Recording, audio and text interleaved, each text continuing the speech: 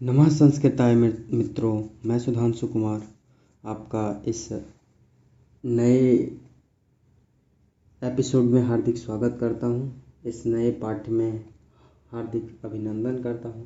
जैसा कि हम लोग जानते हैं कि आज काफ़ी वर्षा हो रही है। इसकी वजह से ही मैं थोड़ा सा अपने इस वीडियो को भी रिकॉर्ड नहीं कर रहा था, क्योंकि मुझे ऐसा लग रहा था कि कहीं वर्षा की आवाज़ जो है वो वीडियो में कहीं कोई बाधा उत्पन्न ना कर दे। इसीलिए थोड़ा सा मैं प्रतीक्षा कर रहा था कि ये ख़त्म हो जाए तो उसके बाद ही हम शुरू करेंगे, लेकिन ऐसा हो नहीं रहा है। तो अब हम इसी के बीच में ही इस कक्षा को शुरू कर रहे हैं। जैसा कि हम लोग जानते हैं कि हम लोगों ने कल जो है पंचमी समाप्त कर दिया था। क्या समाप्त किया था? पंचमी विभक्ति समाप्त कर दिया था। तो जैसे ही हम लोग जानते हैं कि क्या समाप्त किया था हमने? पंचमी विभक्ति। अब मैंने आपको उस समय एक बात बताई थी कि षष्ठी जो है ये कोई षष्ठी विभक्ति है, लेकिन संबंध है। बस केवल और केवल क्या है? संबंध है, ना कि कोई क्या है, इसके पीछे कारक नहीं जुड़ता है। क्या नहीं जुड़ता है? कारक। सिर्फ और सिर्फ क्या है? ये संबंध है। क्योंकि इसका संबंध जो है मैं प्राय आपको स्टार्टिंग में भी बता दिया था कि केवल और केवल कर्ता से है। ये कर्ता से है। इसका संबंध जो है किसी और से नहीं, क्रिया से ना होकर के केवल और केवल कर्ता से। जैसे हम लोग देखेंगे, क्या हम लोगों ने एक स्टार्टिंग में एक चार्ट बनाया था, जैसा हम लोग देख पा रहे हैं। रुको एक सेकंड। एक स्टार्टिंग में हम लोगों ने चार्ट बनाया था। बहुत सारे बच्चों के मन में था कि सर ये है क्या, यहाँ पे जो अच्छा वो चार्ट हम लोगों ने इसमें नहीं बनाया है। वो चार्ट जो था उसमें हम लोगों ने थोड़े थोड़े सूत्रों को भी देखा था। हमने कर्ता पढ़ लिया, कर्ण पढ़ लिया, करण पढ़ लिया, संप्रदान पढ़ लिया, अपादान पढ़ लिए। और अब जो है हम षष्ठी को अभी थोड़ा सा, इसमें भी कुछ कुछ सूत्र हैं वो पढ़ना है और वो इम्पोर्टेंट है, लेकिन हम उसको थोड़ा सा साइड करते हुए सप्तमी पढ़ते हैं। सप्तमी, सप्तमी विभक्ति। तो आपको एक बात पता होगी कि सप्तमी विभक्ति को हम लोग क्या कहते हैं? सप्तमी विभक्ति को ही क्या कहा जाता है? अधिकरण, अधिकरण कारक।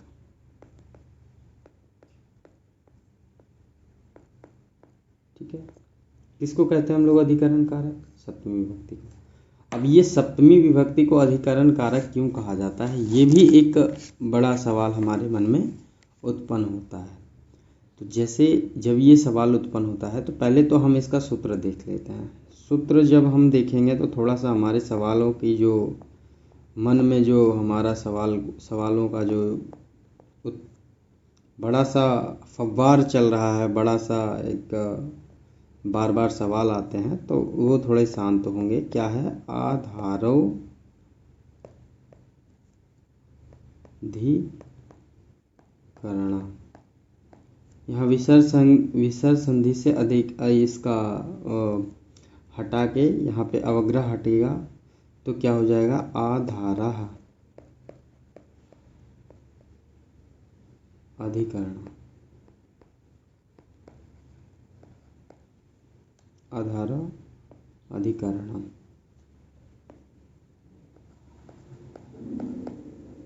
ठीक है, क्या हो गया? आधारो अधिकरणम, आधारः अधिकरणम। तो यहाँ क्या है? अब आधार क्या है और अधिकरण क्या है, ये समझना एक बहुत बड़ा बात आता है कि सर आपने यहाँ तो आधार लिखा दिया और यहाँ अधिकरण लिखा दिया, ये दोनों हैं क्या? अधिकरण है क्या? आधार क्या है? तो इसको समझने के लिए हम एक लाइन लिखते हैं। वो लाइन है क्या? कर्ता और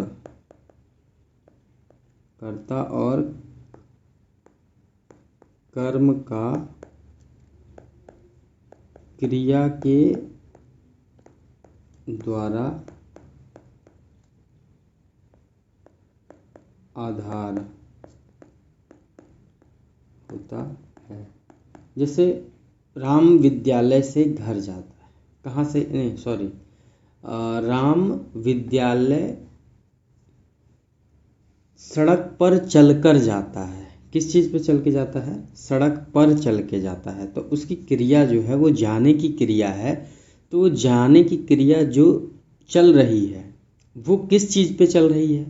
तो जाने की क्रिया हम लोग देख पा रहे हैं कि कहीं ना कहीं एक आधार है। क्या है? एक आधार है। ये आधार क्या है? ये आधार हमारा ये सड़क है। ये जो सड़क है ये आधार है। और यहाँ पे ये एकदम बढ़िया से विद्यालय जा पा रहा है। ठीक है। तो ये किस चीज़ को टच किए हुए है? इसका आधार क्या है? ये टच किए हुए है किसको? सड़क को। तो ये क्या क्रिया क्या कर रहा है? जाने की क्रिया कर रहा है। ये क्या क्रिया कर रहा है? जाने की। लेकिन टच कहाँ किए हुए है? ये छुए हुए कहाँ है? आधार जो है इसका क्या है? सड़क है, मार्ग है। मार्ग पे चलता है तभी वो जाता है। तो यहाँ पे मार्ग जो है इसका वो है। ठीक है। मार्ग जो है इसका आधार है। अब देखो हम कह सकते हैं मेरे रहने रूपी क्रिया का आधार घर है। क्या है? मेरे रहने रूपी क्रिया का आधार घर है। अब बात एक बात आती है कि भाई आधार होते कितने प्रकार के हैं। अब ना आपके मन में एक ख्याल आएगा कि हमने तो ये तो पढ़ लिया कि सर ये आधार होते हैं और ये होता है। लेकिन अब हमारे मन में एक ख्याल आता है कि भाई आधार होते कितने हैं। अब जैसे ही हमारे मन में ये ख्याल आएगा तो हम लोग यहाँ पे क्या करेंगे? एक आधार लिखते हैं। अब आधार जो है वो प्रायः 3 प्रकार के होते हैं। थोड़ा सा अच्छा बनाने का कोशिश करते हैं, बहुत ख़राब बना लिया। आधार जो हैं वो कितने प्रकार के होते हैं? 3 प्रकार के। तो जो पहला आधार है वो औपश्लेषिक आधार कहलाता है। क्या कहलाता है? औपश्लेषिक आधार। हम लोग एक एक करके देखेंगे थोड़ा सा। पहला आधार औपश्लेषिक आधार।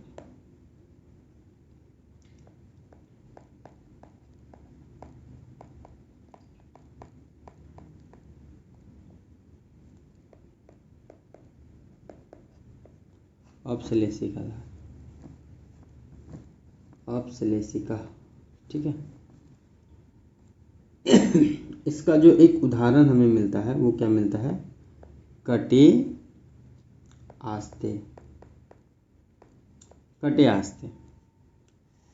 कटे आस्ते या चटाई पे बैठता है। स्थाल्याम पचति। स्थाल्याम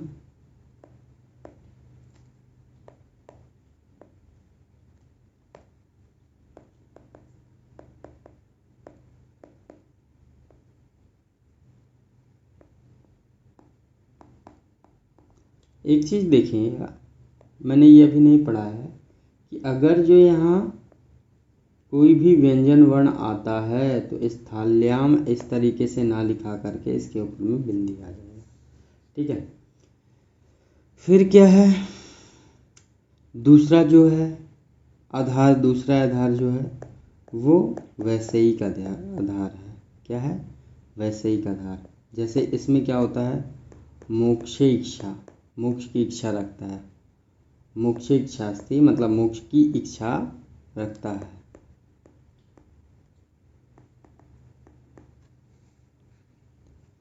इसमें क्या है? इच्छा जो है वो क्या है? विचारगत है। इच्छा जो है वो क्या है? विचारगत है।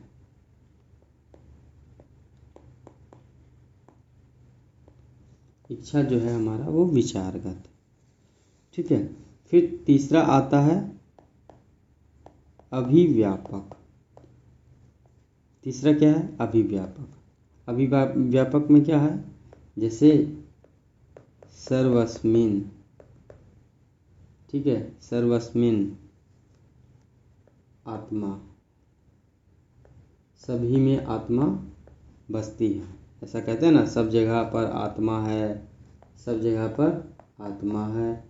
फिर आप लोग एक तिल देखे होंगे, फिर क्या कहते हैं, सरसों का दाना देखे होंगे, तो उसमें उसके अंदर ऑलरेडी तेल जो है वो विद्यमान है, वो दिखता नहीं है, वो तेल जो है प्रायः उसके अंदर है, मौजूद है, लेकिन वो दिखाई नहीं देता है।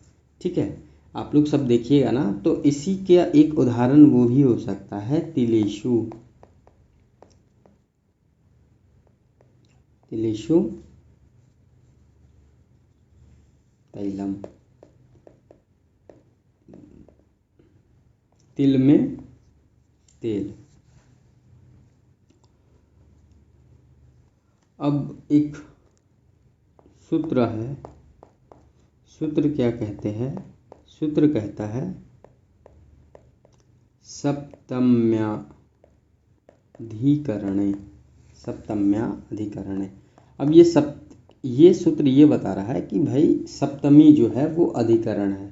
ठीक है, सप्तम्या अधिकरणे च, सप्तमी क्या है? अधिकरण है। सप्तमी क्या है? अधिकरण है। सप्तमी जो है वो क्या है? अधिकरण है।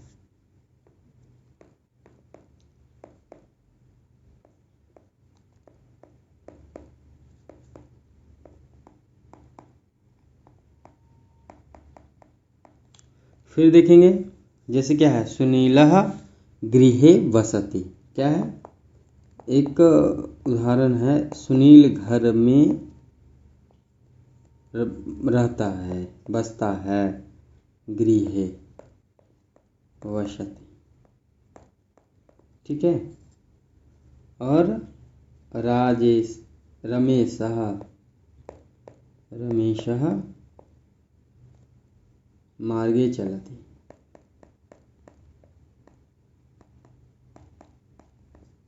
रमेशा कहाँ? मार्ग में चलता है, मार्ग पर चलता है। ठीक है, अब एक यहाँ ना, ये बाकी जो स्कूलिंग कर रहे हैं उनको छोड़ करके जो किसी कंपटीशन का तैयारी कर रहे हैं उनके लिए वेरी वेरी इम्पोर्टेंट है।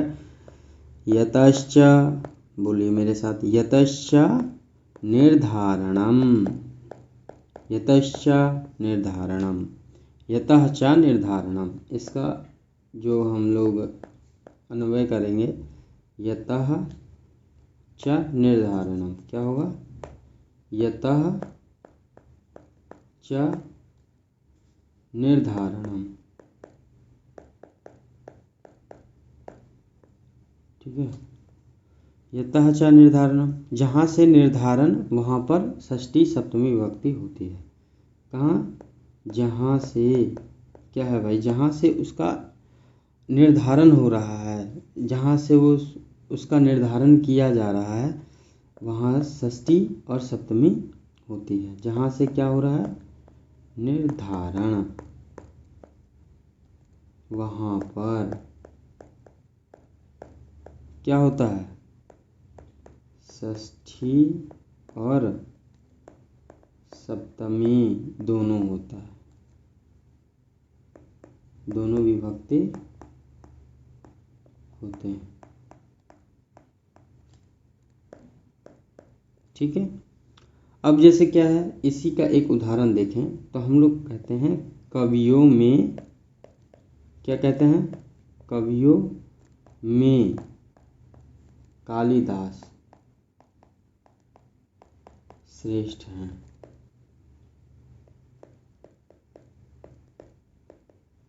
कवियों में क्या है? कालिदास जी जो हैं वो श्रेष्ठ हैं। तो यहाँ कवियों के लिए कविशु भी आएगा, कविशु, और कवि नाम भी आएगा, दोनों बिल्कुल और बिल्कुल सही है। और यहाँ पे कविशु कवि नाम कालिदास, और कालिदास श्रेष्ठ है का क्या हो जाएगा?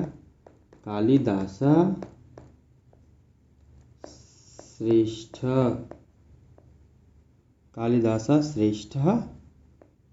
अस्थि लगा सकते, अस्थि भी लगता है, नहीं भी लगाओगे तो चलेगा। ठीक है।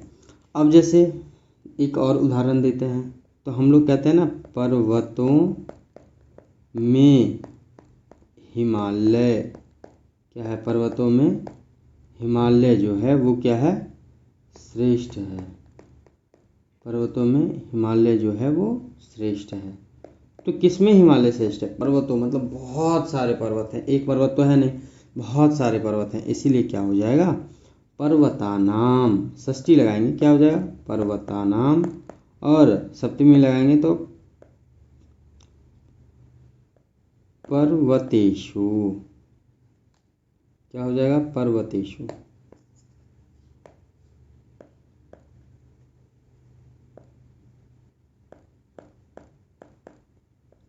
ठीक है। दोनों में अब हिमालय श्रेष्ठ है, हिमालया श्रेष्ठ। ठीक है। अस्थि भी लगा दीजिए, मन है तो, नहीं है तो कोई बात नहीं। इसी प्रकार से हम लोग कहेंगे क्या, बहुत सारा गाय है और किसी के यहाँ हम गाय खरीदने गए हैं तो बहुत सारा गाय, तो प्रायः हम उनसे पूछेंगे क्या कि भाई, अरे भाई आप बताओ ना कि कौन सा गाय अच्छा है, कौन सा ज़्यादा दूध देता है। तो 20 गाय खड़ी है तो वो ऐसे बोलेगा ना, हऊ गाय जो है वो बढ़िया दूध देत बा, लीजिएगा, ऐसे करके बोलेगा ना। अभी हम आए हैं पे यहाँ किसी गांव में गए हैं खरीदने के लिए, लबहो ई गैया बहुत बढ़िया आको, लेवे के माना आको तो ले ला। क्या बोलेंगे, हऊ जो कर की गैया है, हऊ जे कर की गैया है, तो क्या कहेंगे हम लोग, जैसे हम लोग कहें गाँव, गावम और गोशु दोनों हैं क्या, एक षष्ठी है एक सप्तमी है। तो गायों में वो कृष्णा, काली गाय बहुत क्षीरा, बहुत दूध देती है। क्षीरा का मतलब दूध। ठीक है। तो गायों में काली गाय जो है वो क्या करती है, वो बहुत दूध देती है। अब देखेंगे एक वार्तिक आता है यहाँ पे, हमारे कात्यायन महोदय जी बढ़िया सा एक वार्तिक लिखते हैं। वार्तिक में कहते क्या हैं, इस चीज़ को समझिए जरा। वार्तिक में कहते हैं, एक वार्तिक डालते हैं, साधव साधु प्रयोगे च, साधव साधु प्रयोगे च। तो यहाँ इसका जो सूत्रार्थ होता है वो साधु प्लस असाधु, साधु और असाधु।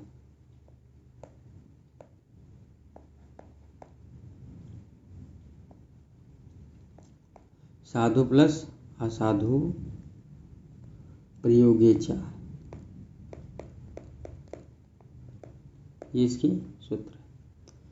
साधु असाधु शब्द में प्रयोग सप्तमी होती है। साधु असाधु, ये साधु साधु प्रयोगेचा, साधु जो है, साधु और असाधु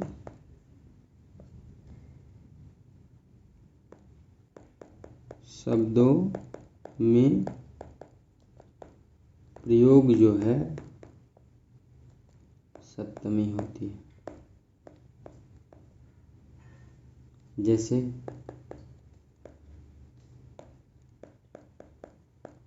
कृष्णः साधु मातरी, माता का कौन साधु है, कृष्णा। ठीक है।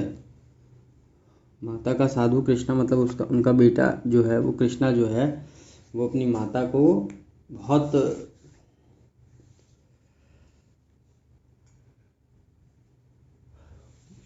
बहुत अच्छे से बात विचार करता है, इसीलिए। अब जैसे एक उदाहरण और है, कृष्णा असाधु, कृष्णा असाधु मातुले, कृष्णा जो है वो असाधु है मातुले। ठीक है। इसका जो सूत्र है एक सूत्र और बस लास्ट सूत्र है, इसको केवल और केवल इसी प्रकार से याद कर लीजिएगा और कहीं कोई दिक्कत नहीं होगा। यस्य चा भावेन भावलक्षणम। ये जल्दी पूछता नहीं है प्रायः, लेकिन वैसे कभी पूछ दिया तो बस केवल और केवल इस सूत्र को ना, केवल और केवल आप लोग इस सूत्र को बस इतना सा ही याद कर लेना है, ठीक है।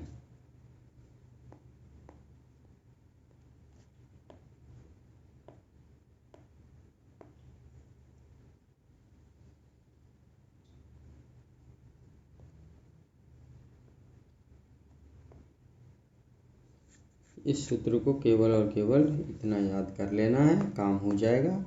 इसी के साथ हमारी सप्तमी विभक्ति समाप्त होती है और कल जो है बाकी के षष्ठी और